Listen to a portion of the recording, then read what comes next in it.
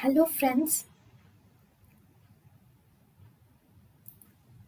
welcome to Creative Medicine. In this lecture, we will learn about We have two receptors, alpha receptors and beta receptors. Alpha receptors are the main mechanism of action of alpha receptors is by GQ and GI. The mechanism of action of beta receptors is GS.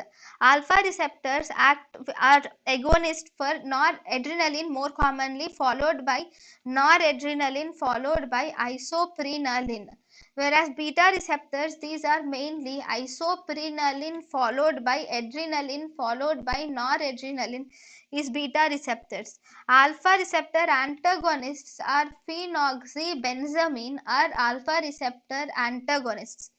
Beta receptor antagonists is propranolol is a beta receptor antagonist.